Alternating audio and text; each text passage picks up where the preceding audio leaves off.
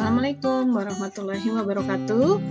Hari ini kita bertemu lagi pada mata pelajaran IPA bersama Ibu Pratiwi. Bagaimana kabar kalian semua? Semoga sehat walafiat.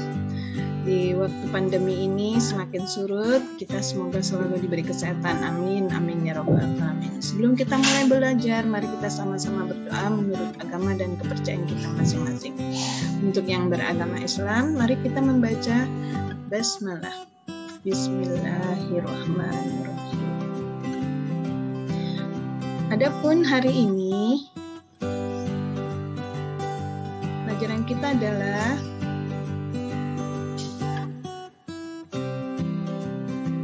yaitu tentang kelistrikan pada sel saraf manusia. KD kita masih KD 3.4, listrik statis dalam kehidupan sehari-hari.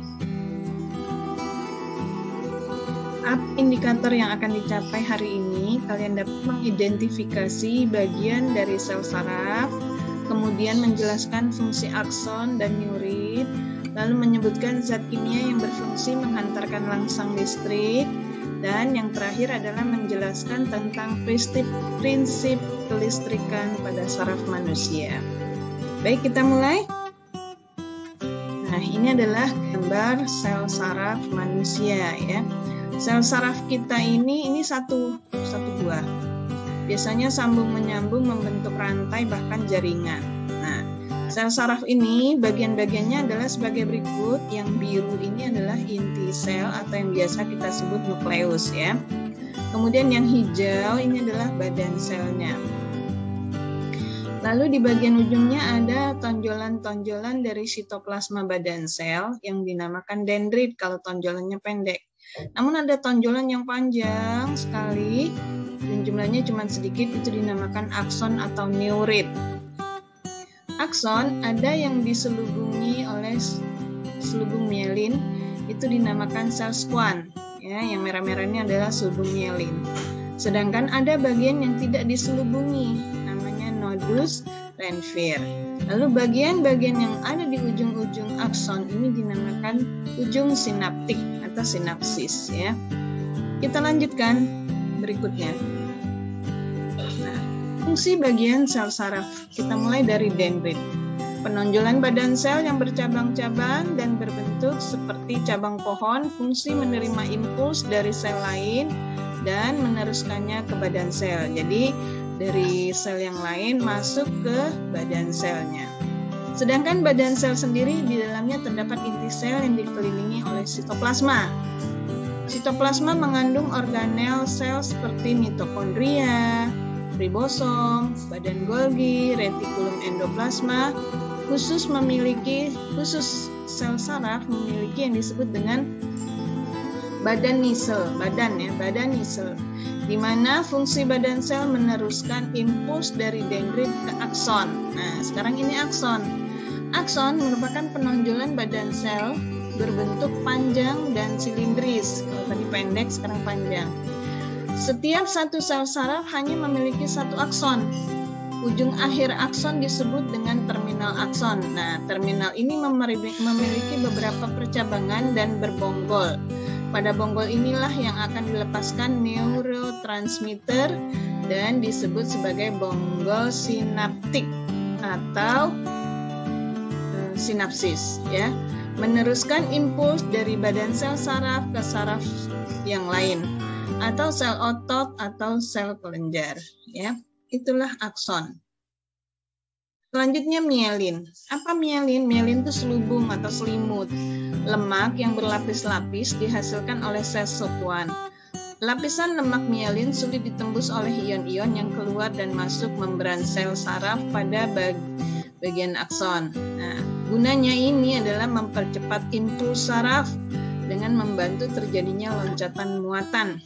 Jadi dengan adanya susah dimasuki oleh ion sehingga dia akan mempercepat jalannya rangsang saraf.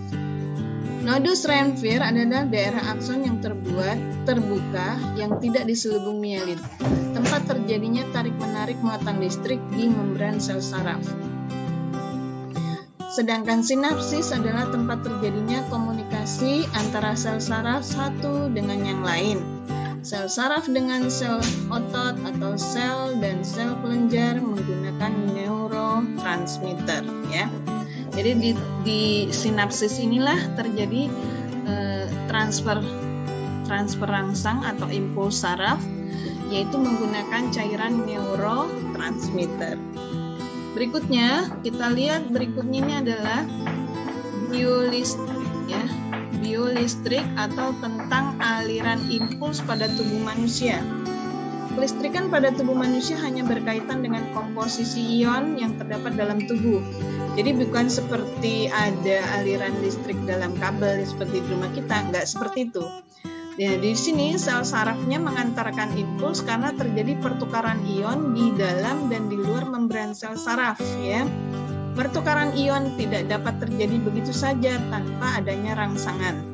Jadi ada rangsangan yang kuat mengaktifkan pompa ion sehingga menyebabkan terjadinya pertukaran ion. Saat sel saraf tidak menghantarkan impuls muatan positif atau Na+ melingkupi bagian luar membran sel. Pada saat ini membran sel saraf bagian luar bermuatan listrik positif. Nah, bagian dalamnya akan bermuatan negatif karena kandungannya adalah Cl-, ya. Dia merupakan garam NaCl.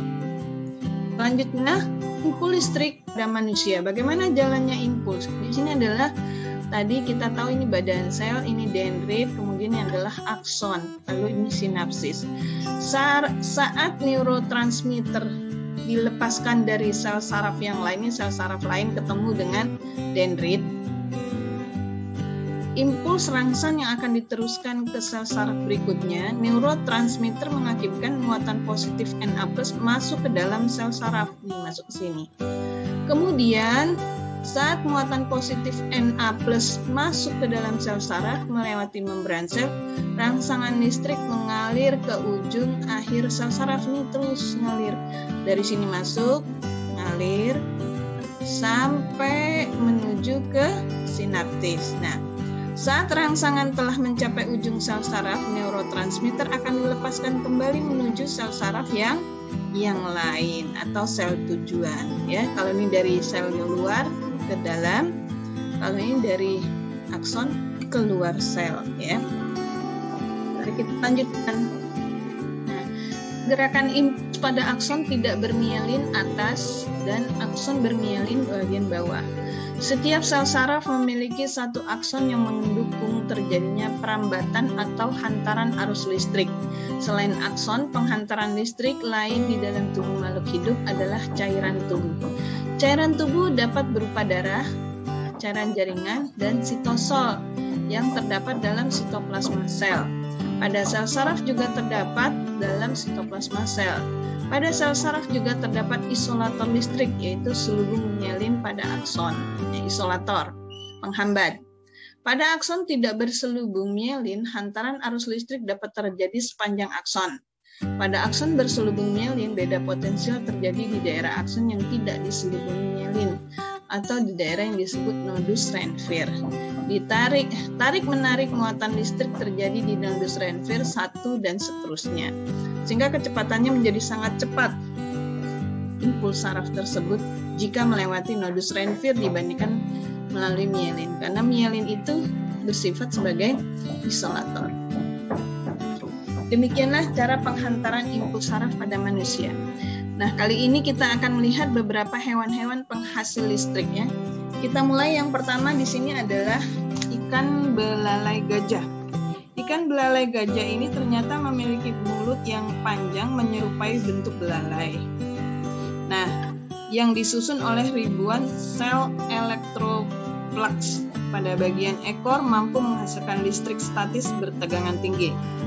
Sel elektroplugs merupakan sel yang menghasilkan muatan negatif pada bagian dalam dan muatan positif bagian luar saat ikan belalai gajah dalam keadaan beristirahat. Arus listrik akan muncul pada saat otot ikan berkontraksi dan pada saat bersamaan ikan mampu mendeteksi keberadaan predator atau mangsa. Jadi, di sini pada ikan belalai gajah ini dia memiliki sel elektroplugs. Sel inilah yang dapat sebagai radar untuk mengetahui keberadaan predator atau mangsa yang akan dimakan oleh dia. Kemudian yang kedua, ikan pari listrik, hampir mirip, mampu mengendalikan tegangan listrik yang ada di dalam tubuhnya. Kedua sisi kepala ikan pari listrik mampu menghasilkan listrik dengan tegangan sebesar 220 volt, sama dengan di rumah kita. Besar tegangan ini sama seperti tegangan yang ada di rumah kita. Jadi sangat besar. Hati-hati nih kalau kepatil kita kesamber listrik ya. Hiu martil. Hiu martil memiliki ratusan ribu elektroreseptor atau sel penerima langsung listrik. Hiu kepala martil mampu menerima sinyal listrik hingga 0,5 miliar volt. Hiu kepala martil biasanya menggunakan kemampuan mendeteksi sinyal listrik untuk mengetahui letak mangsa di bawah pasir, menghindari keberadaan predator, mendeteksi arus laut yang bergerak sesuai medan magnet bumi. Ini hiu ya, cukup lebih hebat lagi daripada ikan pari ya. Nah sekarang kalau belut listrik. Belut listrik ini ternyata menghasilkan kejutan tanpa lelah selama 1 jam. Besarnya jumlah energi listrik yang dihasilkan diyakini dapat menyebabkan kematian pada manusia dewasa. Nah ini hati-hati dengan belut listrik. Kemudian ada lele listrik. Lele air tawar yang berasal dari perairan Afrika memiliki kemampuan untuk menghasilkan listrik hingga 350 volt, cukup tinggi ya. Besarnya energi yang dihasilkan lele listrik sama seperti energi listrik yang diperlukan untuk menyalakan komputer selama 45 menit. Nah, itu adalah hewan-hewan penghasil listrik.